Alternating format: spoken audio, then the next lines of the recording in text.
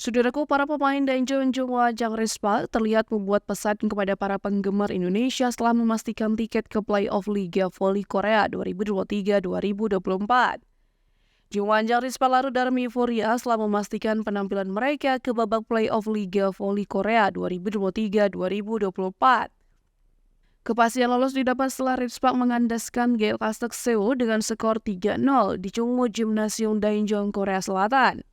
Kemenangan ini membuat Rispak mengunci peringkat 3 sekaligus memupuskan asa Geokastek untuk memaksakan babak semi playoff.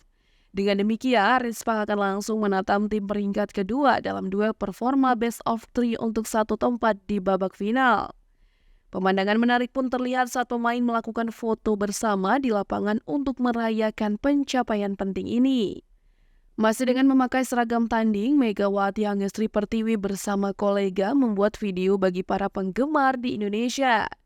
Rispa akan menghadapi tim nasional putri Indonesia pada 20 April 2024 di Indonesia Arena, Jakarta.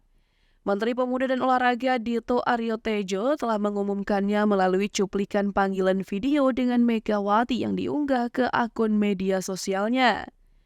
Dalam kesempatan terpisah, Dito menyebut acara ini menjadi bagian dari persiapan menuju bergulirnya kompetisi Liga Voli Nasional yaitu Proliga musim 2024. Pertandingan persahabatan ini menjadi momentum yang tepat untuk memperkenalkan Indonesia Arena. Tentunya ada juga apresiasi terhadap penampilan memukau Megawati di Ritspaq hingga menjadi pemain inti di Ritspaq.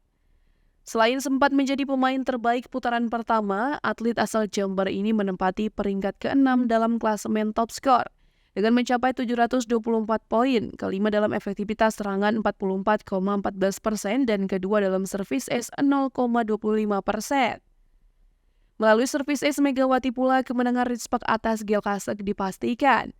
Ritspaq sendiri masih akan menjalani 2 pertandingan terakhir di musim reguler sebelum bertanding ke babak playoff. Babak playoff berlangsung pada 22 hingga 26 Maret. Jika mampu menang 2 kali, Ritspaq berhak menantang tim peringkat 1 untuk menjadi juara Liga Voli Korea musim ini. Liga Voli Korea akan berakhir pada 5 April dengan seremoni pemberian penghargaan bagi tim dan pemain berlangsung pada 6 April.